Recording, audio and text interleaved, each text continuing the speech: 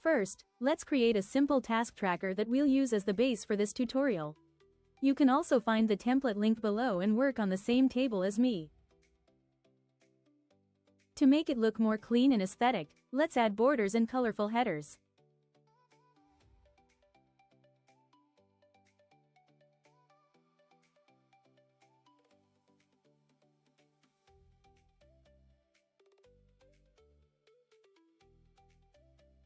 Now, let's start with the first step, creating checkboxes. Click on a single cell, or select the full range where you want the checkboxes to appear. Then go to the top menu, click Insert, and choose Checkbox. The checkboxes will instantly appear inside your selected cells. Next, it's important to understand how checkboxes work inside formulas. When a checkbox is checked, Google Sheets reads it as true. When it is unchecked, Google Sheets reads it as false. Now, let's create a task status based on whether the checkbox is checked or not. Add a new column on the right called Progress. In cell D6, type the formula shown on the screen. This formula will work like this. If the checkbox is checked, the status will show as completed. If the checkbox is unchecked, the status will show as in progress. You can also change these status names to anything you like.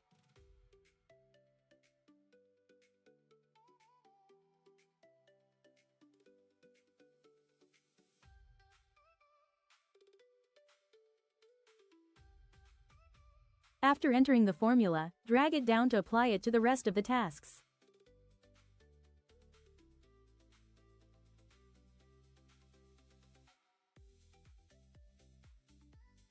And finally, here's a quick trick to reset your checkboxes in just 2 clicks.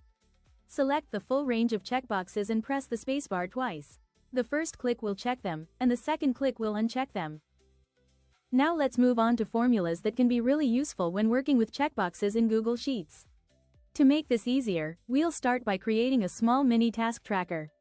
You can also find this tracker in the helper file link below, so you can follow along using the same table. In the first column, we already have checkboxes. Then we have the task name, category, priority, task value, and time. Based on this table, we'll calculate all the summary values on the right side.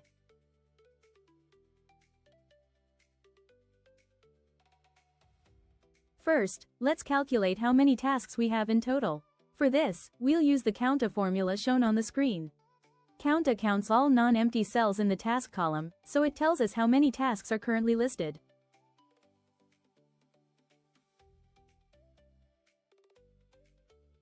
Next, let's calculate how many tasks are completed.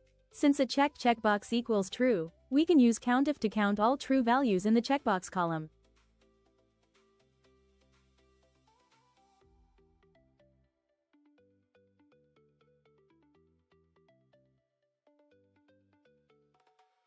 Now we can also calculate the total value of completed tasks. For this, we'll use SUMIF. This formula checks the checkbox range for true values, and then sums the matching values from the task value column.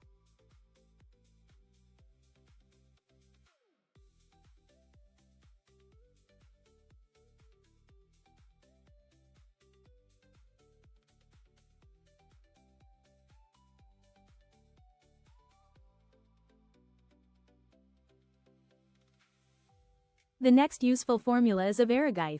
This works in a similar way, but instead of adding the values, it calculates the average value of completed tasks. So it checks which checkboxes are true, and then averages the matching values from the value column.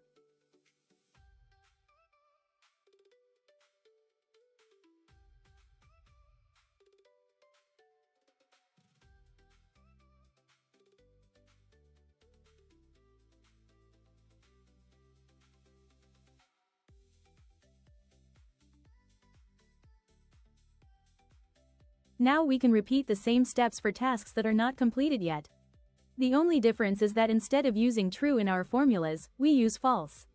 This allows us to count pending tasks, sum the value of pending tasks, and calculate the average value of tasks that are still in progress.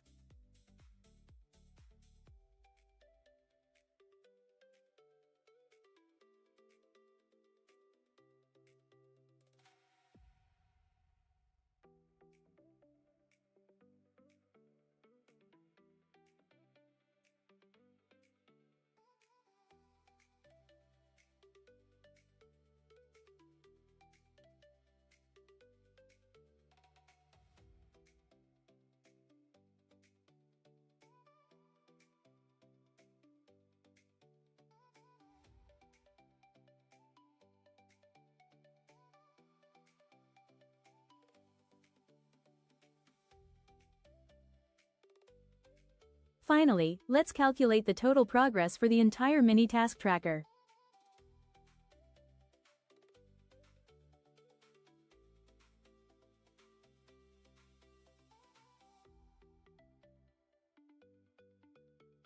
To do this, we divide the number of completed tasks by the total number of tasks. It's also a good idea to use if-error in this formula. This prevents Google Sheets from showing an error if the total number of tasks is 0. Instead, it will simply return 0 or a clean blank result, depending on how you set it up. And that's how you can use checkboxes not only for marking tasks as done, but also for building a smart task summary with counts, totals, averages, and progress tracking.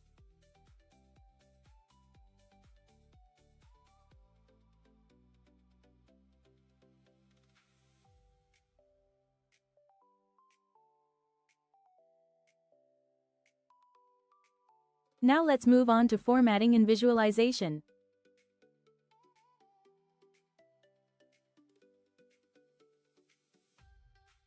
Start by selecting the full area of your task tracker where you want the visual effect to appear. Then go to Format and choose Conditional Formatting. At first, Google Sheets may apply the color to the entire selected range, but we're going to control this with a custom formula. From the drop-down menu, choose the last option, called Custom Formula Is. Now enter the formula shown on the screen. In this formula, the checkbox cell should match the first checkbox in your selected range. In my example, the first checkbox starts in B6. Once the formula is added, choose the style you want. For example, you can make completed tasks turn green, change the text color, or make the row look softer and more finished.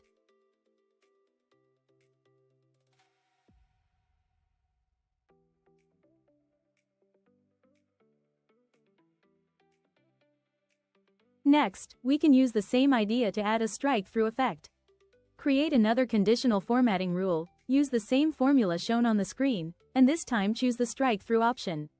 You can also adjust the background and text color to make completed tasks easier to recognize.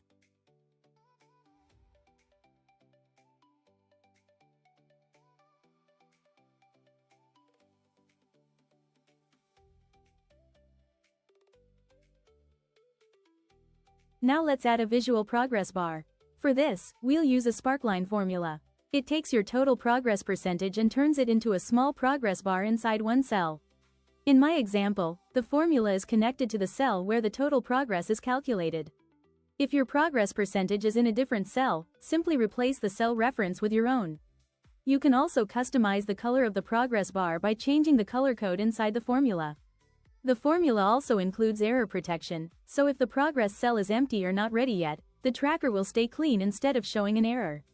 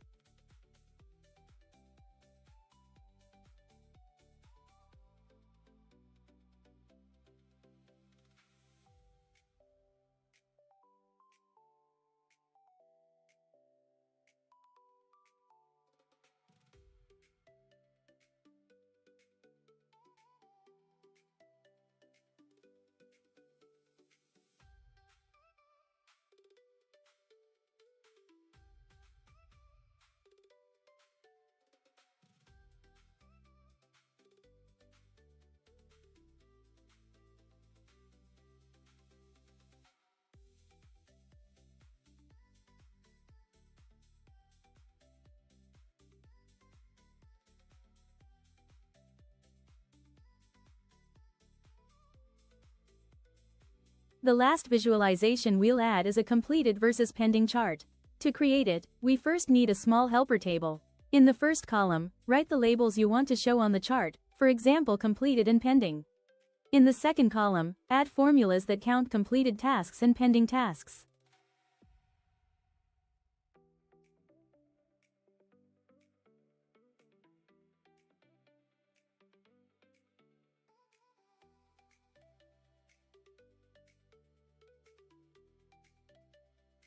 Then select the helper table, go to Insert, and choose Chart. Google Sheets will create a chart based on your task progress. You can adjust the colors, legend, labels, and background so it matches the design of your tracker. In my example, I made the chart background transparent and adjusted the style so it fits better with the full dashboard.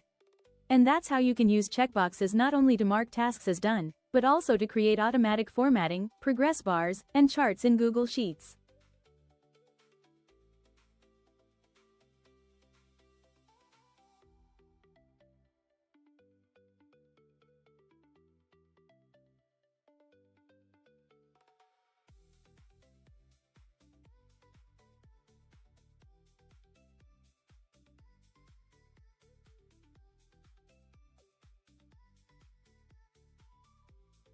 Now let's move on to filtering and sorting tasks with checkboxes. We'll start with something we already used before, creating a task status based on the checkbox. When the checkbox is checked, the task will show as completed. When the checkbox is unchecked, it will show as pending. This makes the table much easier to read, because instead of only seeing checkboxes, we also have a clear text status next to each task.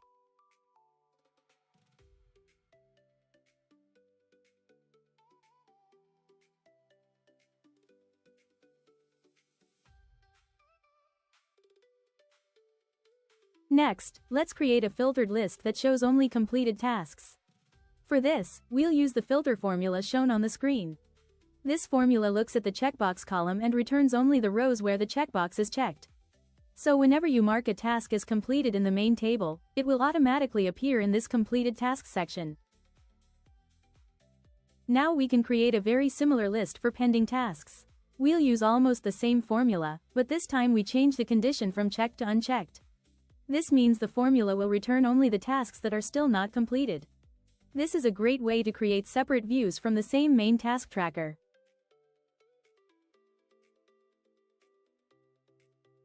The last thing we'll do in this section is sorting.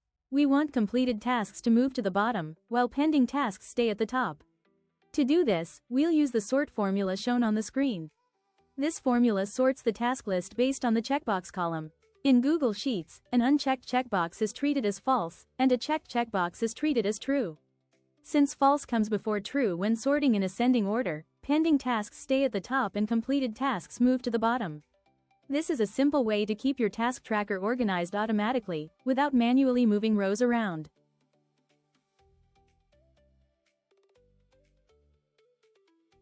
In this video, I'll show you how to avoid some of the most common mistakes when using checkboxes in Google Sheets. The first mistake is when conditional formatting highlights only one column instead of the full row. To fix this, make sure you select the entire table range where you want the formatting to apply, not just the checkbox column. Then check your conditional formatting rule. The formula might be correct, but the Apply to Range section also needs to include the full table. If the range is too small, Google Sheets will only format the cells inside that selected area. The next common mistake is forgetting the $sign before the checkbox column in your custom formula. Without the $sign, Google Sheets may shift the cell reference across the row, so the formatting can behave incorrectly or only work in one column. The $sign locks the checkbox column, but still allows the row number to change for each task. This means every row is formatted based on its own checkbox. Another common issue happens with formulas that count checkboxes. Sometimes your formula counts every checkbox, even if there is no task assigned to that row. This can make your dashboard numbers look wrong, especially if you already added checkboxes to future empty rows. To fix this, use a formula that checks two things at the same time. The checkbox must be checked, and the task cell must not be empty. This way, Google Sheets only counts completed tasks that actually exist in your tracker. And that's how you can fix the most common checkbox mistakes. Check your formatting range, lock the checkbox column correctly, and make sure your formulas ignore empty task rows.